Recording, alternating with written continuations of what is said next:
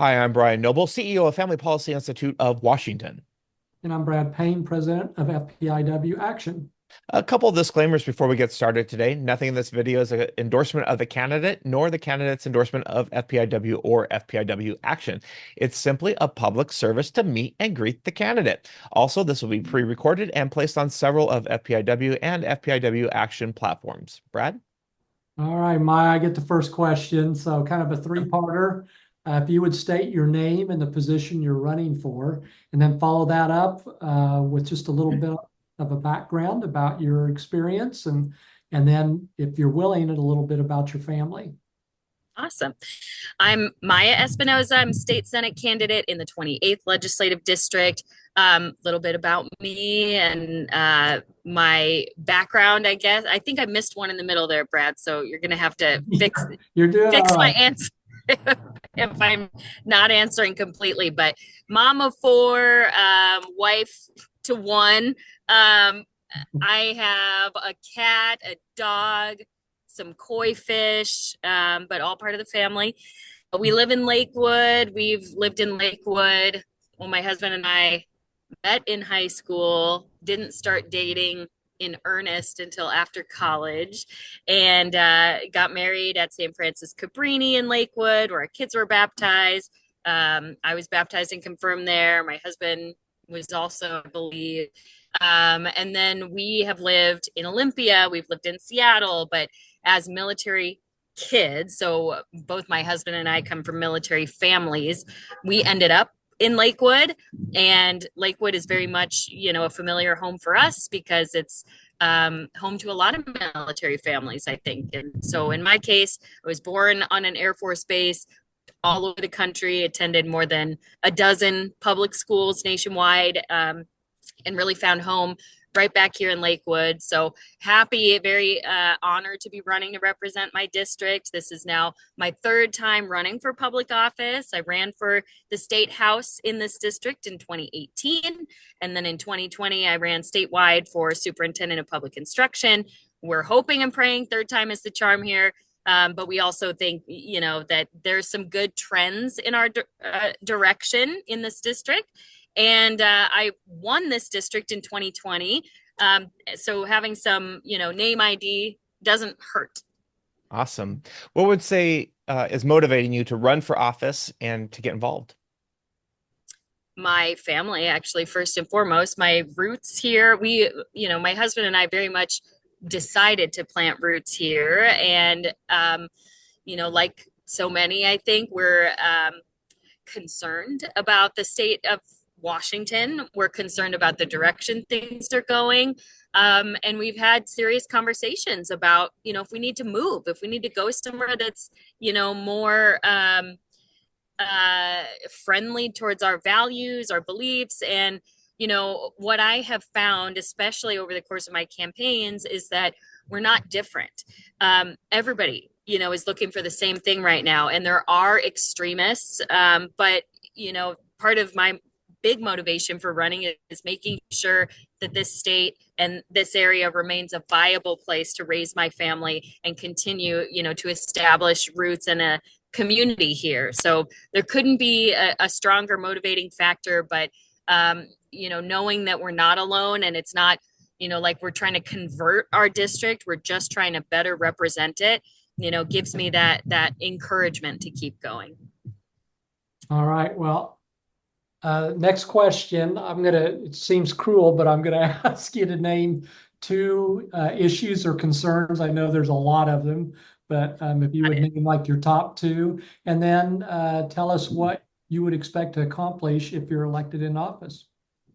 So if I had to narrow it to two, of course, my platform has, three, at least three big ones, crime costing kids. But if I'm going to talk about just the two, I would say crime and kids are our two top issues. So when I talk about crime, making sure that our police are supported, making sure our communities are supported by the police, but then also making sure that we uphold the law. That goes into the courtrooms, that goes into the policy making behind all of that. So crime, feeds into insurance prices rising. It feeds into, of course, just our feeling of being safe at the park or in public places. Your car window being smashed, which has happened to me more than once. It's, this is, again, something that as I doorbell and talk to people, it continues to be a top issue for people. And, I'm thankful that we are making a turn, but for example, the person I'm running against doubled down on the police pursuit ban. So there's certainly, are some distinctions there, but crime continues to be a pervasive issue in this state. And I think our policies and lack of support for law enforcement continue to be the reasons why. For the kids, yes, education, but kids holistically, when I talk about kids, are what I think we need to consider. So education, when we talk about education, especially as a legislator or candidate, we're talking about public education. Having run statewide, public education is one piece of education. Since COVID, since 2020, we've lost more than the equivalent of the second largest school district in the state. So the equivalent of the Spokane school district left public education altogether. So we know that more kids than ever are being homeschooled. We've seen the numbers in schools, charter schools have an uptick. So education for me, all of those things. But again, when we're talking about kids, education is just one piece of kids. The societal pressure on kids, all of this talk about gender and sexuality on children is entirely concerning for me as a parent of kids, of all age ranges. So kids are facing increasing social pressures through social media, the prevalence of technology, all of these social pressures, that I just mentioned, and of course, education, but, making sure that our communities are child friendly and child focused, is a piece. And I'm sorry, there seems to be a C-17 flying overhead.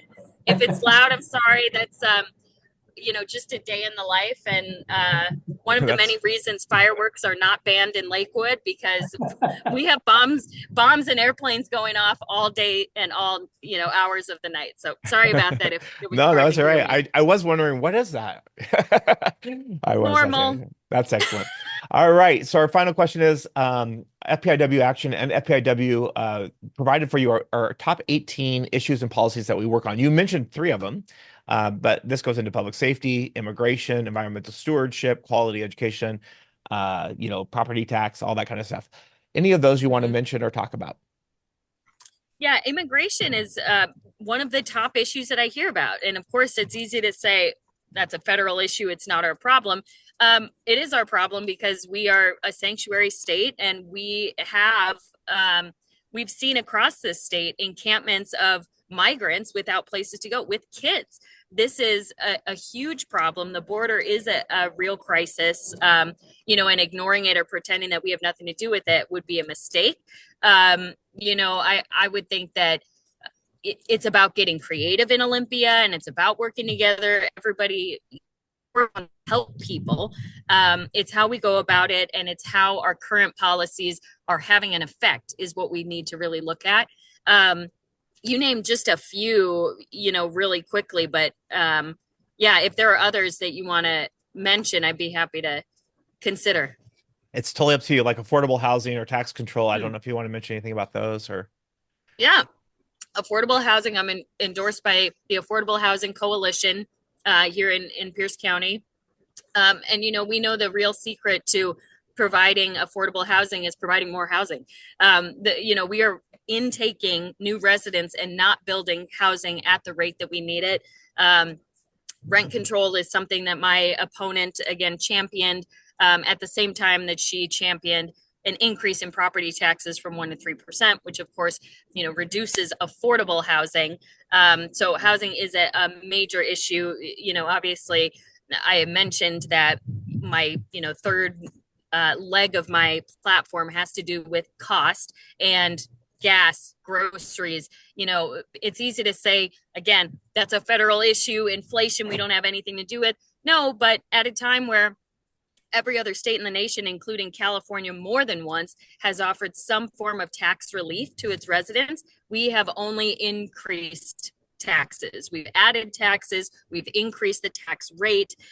We've added new taxes, new creative fees that are taxed, I mean, on and on and on. So it very much is something that, yes, feeds into the cost of housing, but also affordability across the board, gas, groceries, childcare, wages. We are just cranking it up in Washington state with no slowing down.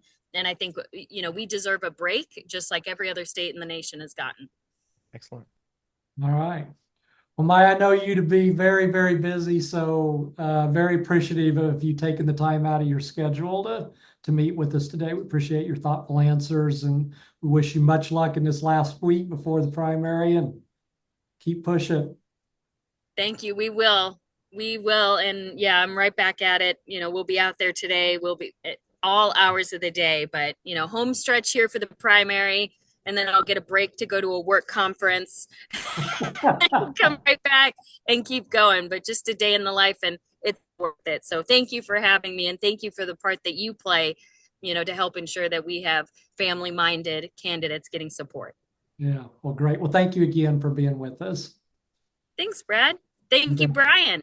You're welcome. All right. Well, I'm Brad Payne with FPIW Action. And I'm Brian Noble with FPIW. A friendly reminder that nothing on this video is an endorsement of the candidate, nor the candidate's endorsement of FPIW or FPIW Action. Like we like to say around here, go out there and love your neighbor by faithfully stewarding the public square.